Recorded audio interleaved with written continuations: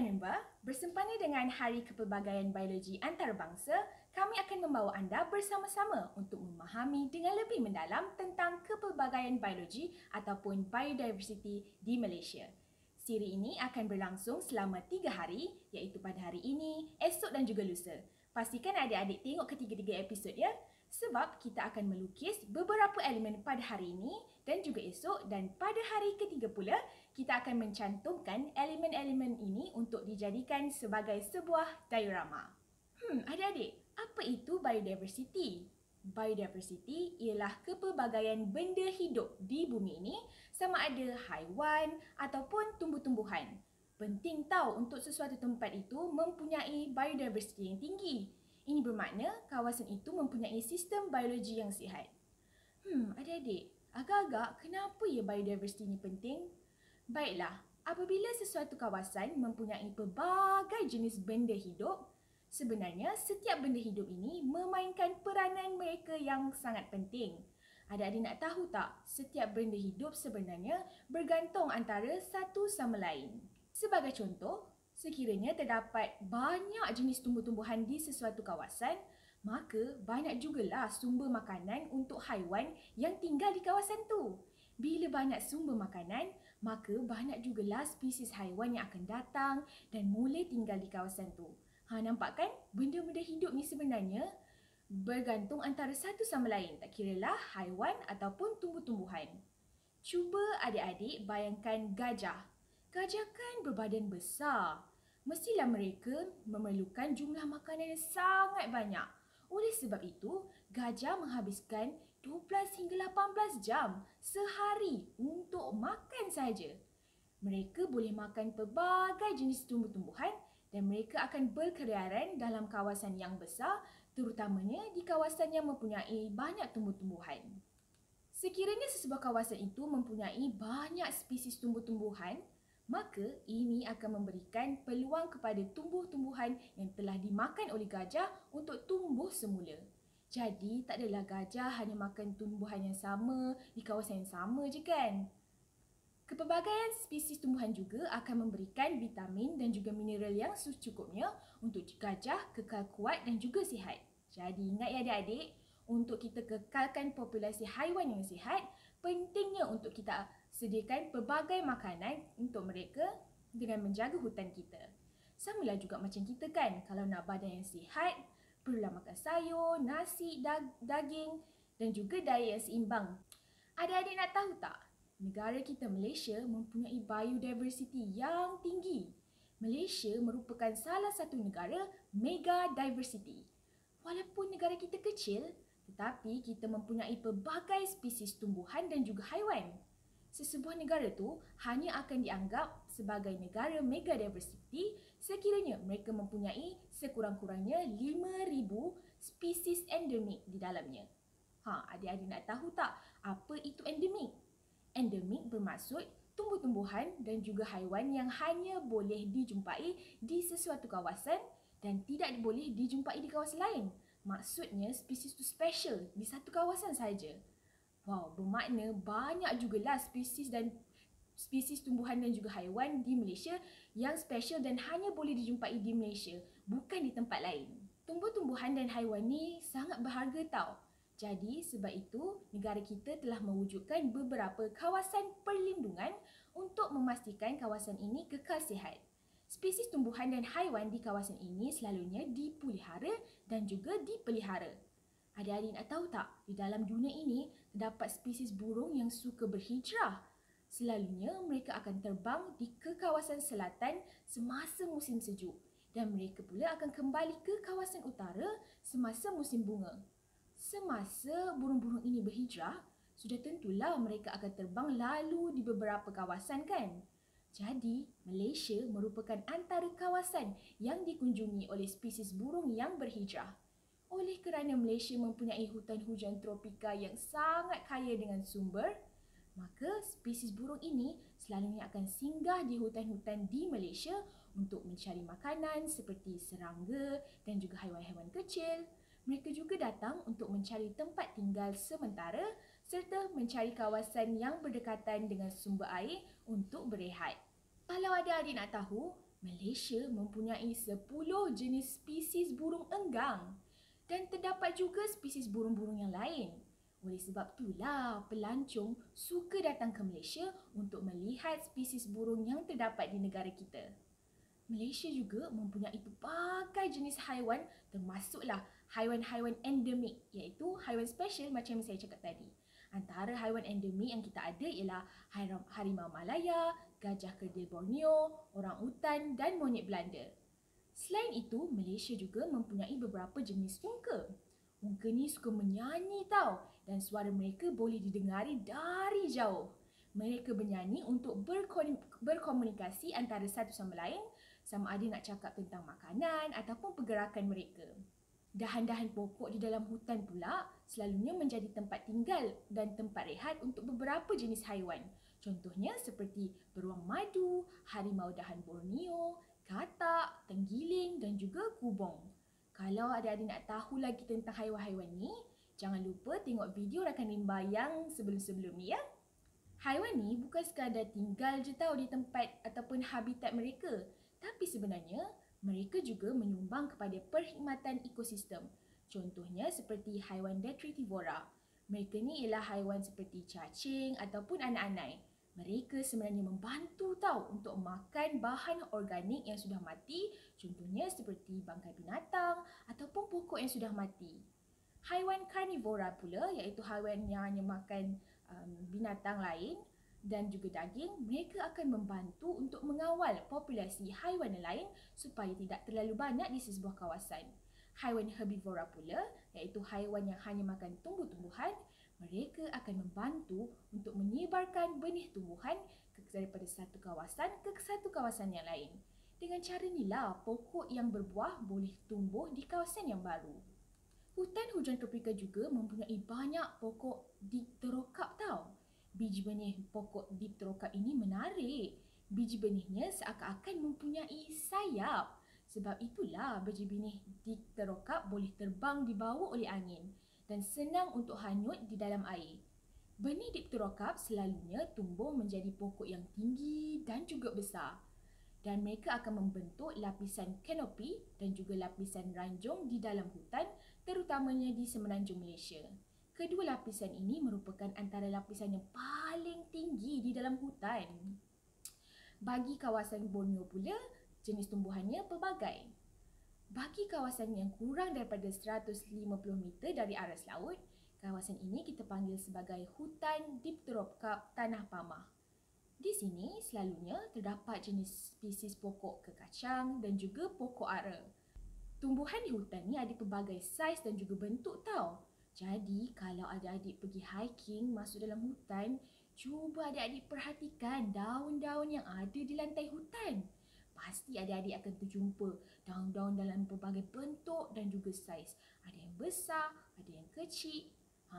Kalau adik-adik tengok ke atas pula, mungkin adik-adik akan nampak fenomena susun atur silara, iaitu nampak macam daun dan ranting ni disusun atur dalam zon yang tersendiri dan tidak bercantum. Hebat kan? Lagi satu jenis pokok yang saya suka ialah pokok palma. Pokok palma ni boleh jadi pokok kelapa, pokok nipah ataupun pokok pinang. Buah daripada pokok palma ni selalunya dijadikan makanan. Contohnya, kita boleh minum air daripada buah kelapa dan juga boleh dijadikan snack. Pokok palma selalunya tinggi dan tidak mempunyai dahan. Daun-daunnya akan terbentuk di bahagian atas pokok dan pokoknya akan mengeluarkan buah. Daun pelepah dan batangnya pula selalunya dijadikan sebagai bahan binaan. Sebab itulah kalau adik-adik pergi ke kawasan kampung, ada beberapa rumah tradisional yang menggunakan daun pelepah untuk dijadikan sebagai atap bumbung mereka. Dan lantai mereka pula diperbuat daripada batang pokok palma. Tapi benda yang paling best tentang pokok palma ialah buahnya. Kerana buahnya mempunyai isi yang mengandungi kandungan gula yang tinggi. Buah ni seterusnya diproses menjadi gula kabung, gula melaka ataupun gula apung. Menarik kan? Daripada satu pokok boleh menjadikan banyak bahan dan juga produk. Tumbuhan yang seterusnya ialah orkid. Banyak spesies orkid memerlukan kawasan yang lembap dan juga sejuk di dalam hutan untuk hidup. Pokok orkid ni mempunyai warna yang terang dan juga warnanya pelbagai. Ada juga serangga yang suka meniru warna dan bentuk bunga orkid. Contohnya seperti mentadak orkid. Mentadak orkid boleh hidup sehingga 5 hingga 6 bulan dan mereka akan bertukar warna sama ada warna merah jambu ataupun ungu untuk meniru rupa bunga orkid yang berdekatan. Rama-rama dan juga kupu-kupu juga mempunyai corak yang menarik pada sayap mereka dan mereka juga berwarna cerah. Banyak pokok di Malaysia mengeluarkan bunga dan juga buah secara bermusim tau. Haiwan seperti rama-rama, lebah, kelawar sebenarnya membantu untuk proses pendemugaan dan mereka juga membantu untuk membawa pokok-pokok ataupun biji benih ke kawasan yang baru. Apabila musim buah, kita dapat lihat banyak buah-buahan tempatan seperti durian, rambutan, mangga, duku, langsat. Sedapnya. Pokok buah-buahan ni adik-adik sebenarnya datangnya daripada hutan pada mulanya. Sehinggalah terdapat beberapa orang yang menanamnya di kawasan rumah. Dan seterusnya mereka menanam pokok-pokok ini menjadi sebuah ladang. Sekarang buah-buahan boleh dibeli daripada gerai ataupun pasar raya. Tak perlu lagi ke hutan. Tumbuhan di hutan juga banyak yang boleh dijadikan sebagai ubat. Akar, batang serta daun-daun pokok boleh direbus dan dijadikan sebagai ubat tradisional. Ada juga di antara pokok-pokok hutan yang diekstrak kemudian dijadikan sebagai ubat moden dan digunakan pada zaman sekarang. Di dalam hutan juga ada haiwan yang suka berpindah randah dari satu tempat ke satu tempat yang lain mengikut musim tau. Oleh sebab itulah penting untuk kita menjaga rangkaian hutan. Contohnya seperti Central Forest Pine di Semenanjung Malaysia dan juga Heart of Borneo di Sabah dan juga Sarawak. Rangkaian hutan ni besar dan merangkumi pelbagai negeri. Dan bagi Borneo pula, kita berkongsi rangkaian hutan bersama dengan negara jiran seperti Brunei dan juga Indonesia. Rangkaian hutan ni sangat penting tau dan sepatutnya rangkaian hutan tidak boleh berpecah-pecah kerana banyak spesies tumbuhan dan juga haiwan yang tinggal di dalamnya. Adik-adik nak tahu tak, hutan di Malaysia ni antara hutan yang tertua di dunia, lebih tua daripada hutan hujan tropika Amazon di Amerika Selatan. Kalau adik-adik dah ikuti sesi rakan 5 yang sebelum-sebelum ni, pasti adik-adik tahu yang hutan hujan tropika terdiri daripada pelbagai lapisan dan menjadi rumah kepada pelbagai jenis tumbuh-tumbuhan dan juga haiwan. Ini bermaksud sesuatu kawasan hutan yang kecil pun boleh jadi mempunyai biodiversity yang tinggi. Mungkin ada adik-adik yang tertanya-tanya, kenapa ya kita perlu kisah tentang biodiversity sedangkan kita tak hidup pun di dalam hutan? Ingat kan saya dah cerita tadi? Hutan inilah yang memberikan kita buah-buahan yang unik, haiwan, tumbuhan yang boleh dijadikan ubat dan makanan serta memberi manusia perkhidmatan ekosistem. Tak hairanlah ramai pelancong yang suka datang ke Malaysia untuk melawat hutan-hutan kita dan mereka suka makan buah-buahan tempatan dan juga makanan tempatan. Makanan kita sebenarnya banyak tahu dipengaruhi oleh sumber alam yang ada di negara kita. Contohnya seperti kuih tradisional yang menggunakan perasa daripada daun pandan dan ada juga lauk yang dimasak seperti rebung dan juga hidangan umai iaitu hidangan tradisi Melanau di Sarawak. Hutan kita membawa 1001 cerita. Namun, banyak tradisi yang berkaitan hutan telah dilupakan. Apa kata hari ini adik tanya kepada ibu bapa ataupun datuk nenek tentang makanan tradisi yang mereka pernah makan dan mereka suka. Kongsikan bersama kami di ruangan komen iaitu bagi nama dan juga gambar makanan tersebut ya. Baiklah, sekarang kita dah tahu kan sedikit tentang hutan hujan tropika dan haiwan yang tinggal di dalamnya. Sekarang jom kita belajar cara-cara melukis tenggiling. Tenggiling merupakan salah satu haiwan yang terancam di Malaysia dan paling menyedihkan, tenggiling merupakan antara haiwan yang banyak dijual beli di dalam pasaran gelap. Baiklah, jom kita tingkatkan kesedaran tentang tenggiling ya. Caranya ialah adik-adik boleh cuba bina kraft diorama tenggiling yang kita akan ajar nanti dan hantarkan kepada kawan, ahli keluarga, guru ataupun ahli politik. Sertakan sekali nota tentang kepentingan memelihara haiwan terancam. Baiklah, jangan lupa sertai rakan rimba online classroom esok kerana esok kita akan berbincang tentang haiwan-haiwan terancam. Dan pada hari Khamis pula, kita akan berbincang tentang ekosistem. Jumpa lagi! Baiklah adik-adik, langkah pertama untuk membuat diorama ialah kita kena potong kertas lukisan kepada segi empat seperti ini. Ukurannya ialah 14.5 cm lebar dan juga tingginya ialah 21 cm. Okey, untuk langkah ni kita nak dapatkan 4 keping kertas. Jadi kita akan gunakan 2 keping kertas lukisan. Pertama sekali kita akan tandakan dulu. Okey, saya tanda 14.5 cm. Dan kita nak buat 2 kali 14.5 cm. Jadi saya tandakan lagi satu 14.5 cm. Saya tandakan juga di bahagian atas 14.5 dan lagi satu 14.5. Sebab kita nak buat 2 segi 4 tepat untuk satu kertas ya. Jadi untuk tinggi pula seperti saya cakap tadi kita perlukan 21 cm. Jadi saya akan tandakan 21 cm. Okey, tinggi dia. Jadi lepas kita dah tanda, kita akan lukis garisan pada tanda-tanda tersebut.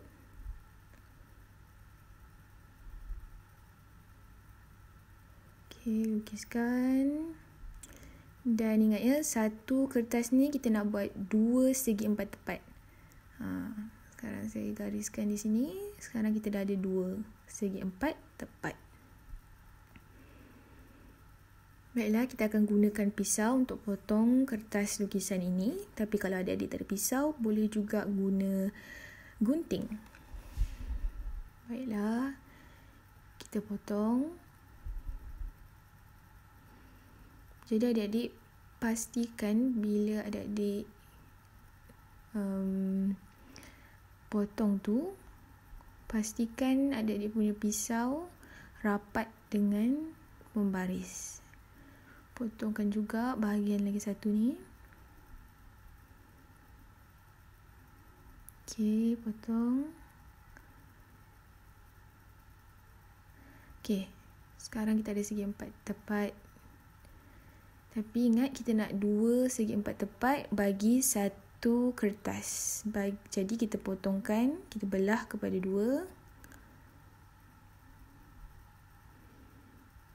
Okey, baik. Sekarang kita ada 2. Ingat tak kita guna 2 kertas jadi depan belakang. Jadi kita ada 2. Saya akan tandakan 2 kertas ni. Sebab kertas ni saya akan gunakan untuk melukis untuk sesi kali ini. Okey, kertas lagi 2 ni kita akan guna untuk melukis untuk sesi esok. Nampak?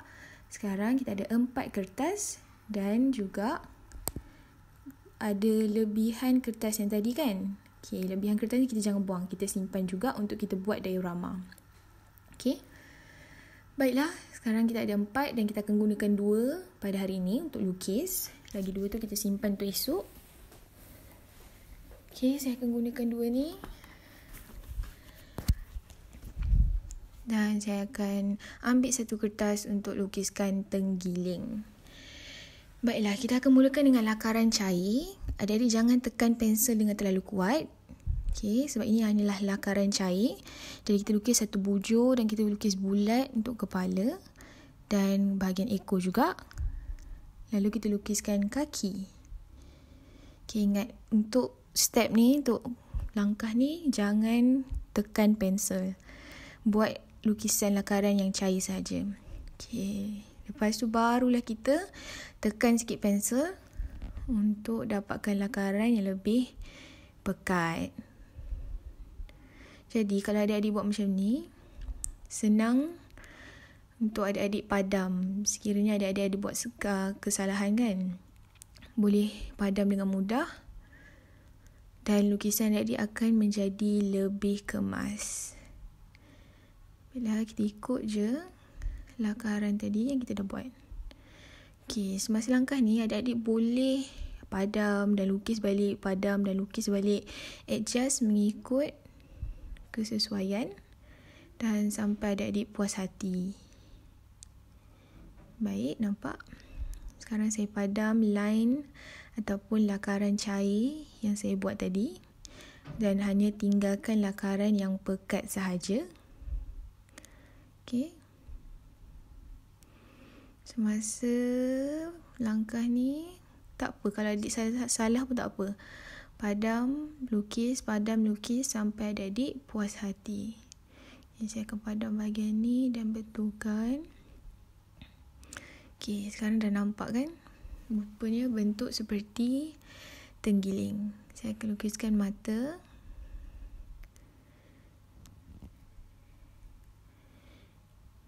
Dan saya akan betulkan sikit bahagian muka tenggiling ni. Mulut dia sedikit muncung ya.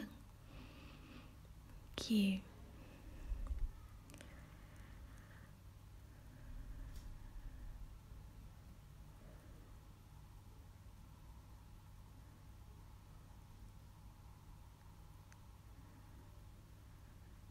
Okey, sekarang kita buat pula dia punya kuku.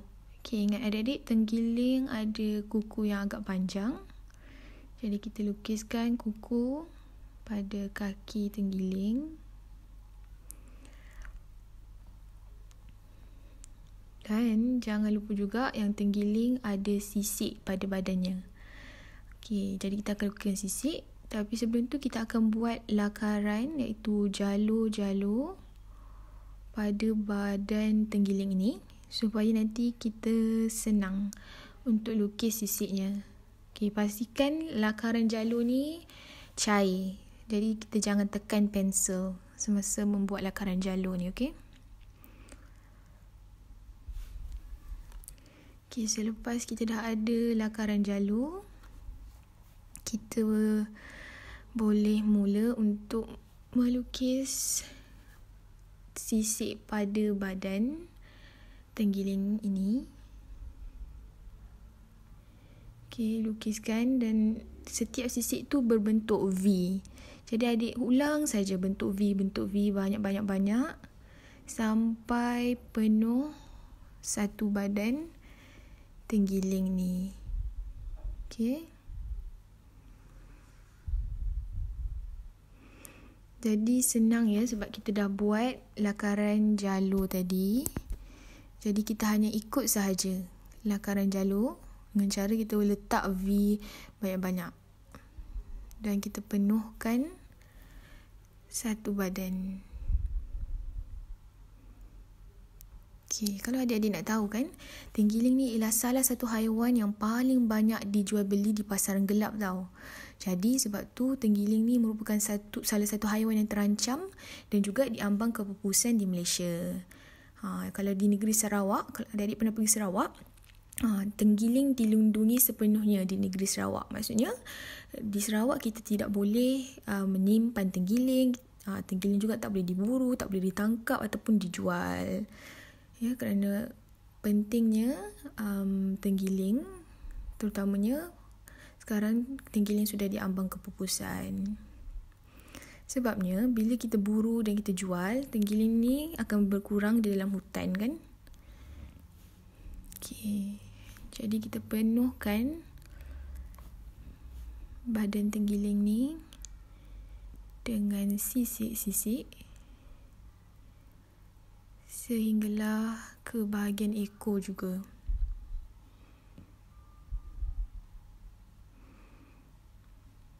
Okey.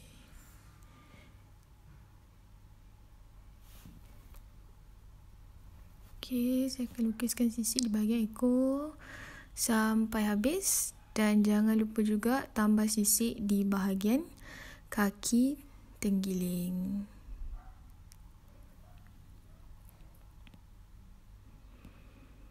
Okey.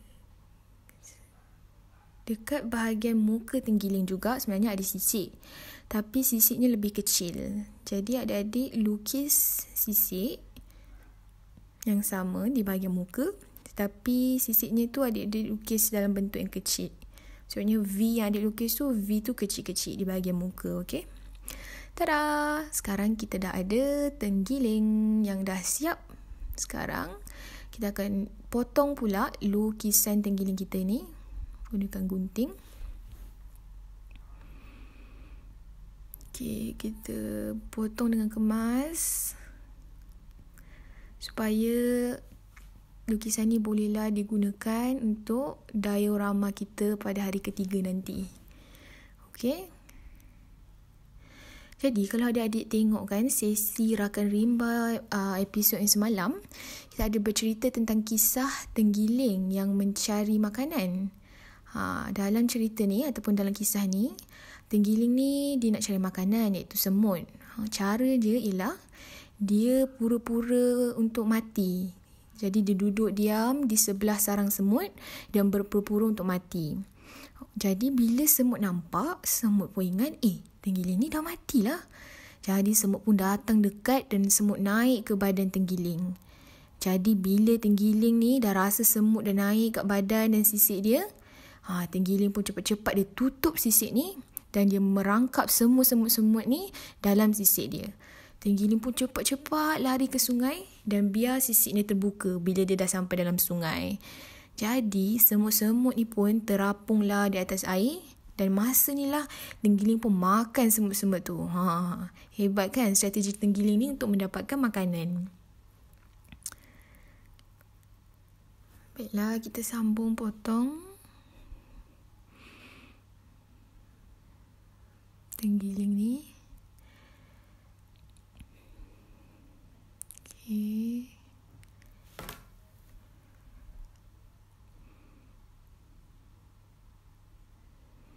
Kalau adik-adik tak sempat ataupun tak dapat nak ikut tutorial ni, adik-adik juga boleh pergi ke internet dan buka gambar tenggiling.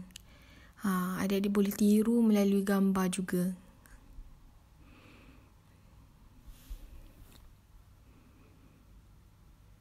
Okay, kita potong bahagian kuku supaya nampak kuku tenggiling yang tajam tu.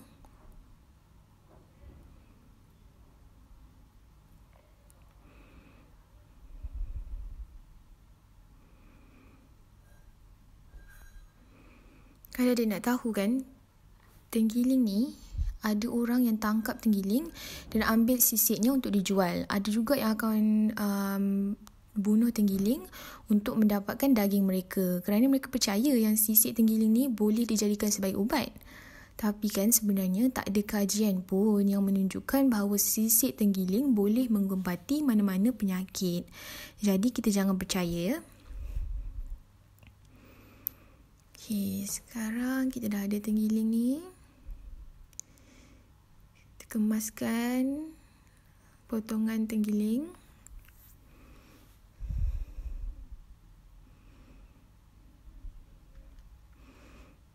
Okay, sebenarnya adik-adik untuk membuat diorama ni, kita boleh menggunakan ataupun kita boleh menggunakan lukisan pelbagai jenis binatang. Maksudnya kalau adik-adik tak nak buat tenggiling pun, adik-adik nak buat tentang binatang lain, boleh juga. Kita lukis saja dan kita akan gunakan lukisan ni untuk diorama kita.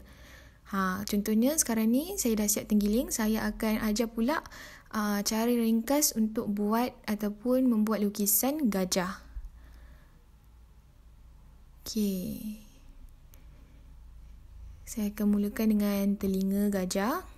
Telinga gajah yang besar. Okay, telinganya yang besar. Kita bentukkan muka dia.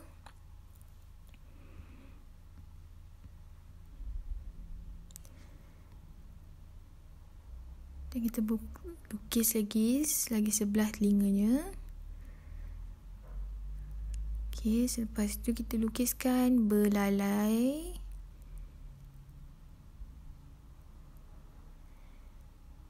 Okay, belalai ni yang panjang.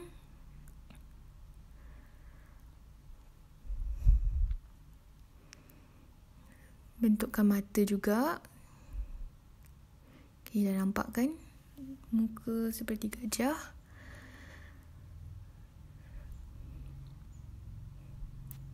Okay, selepas tu kita tambah di bahagian bawah muka dia. Dan tambahkan beberapa garisan di bahagian belalai.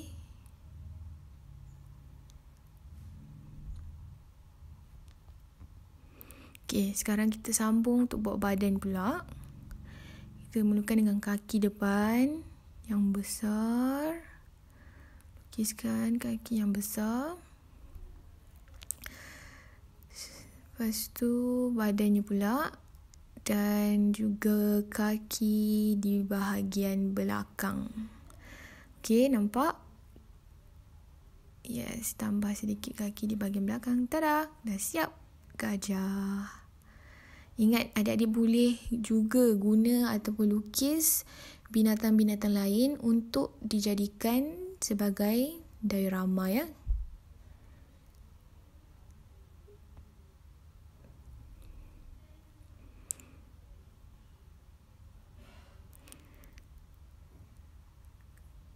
Jadi kalau adik-adik terlepas mana-mana bahagian, adik-adik boleh tonton lagi video ni selepas ini dan pergi ke bahagian yang adik-adik terlepas tu dan adik-adik boleh tengok balik dan ikuti cara-cara untuk melukis.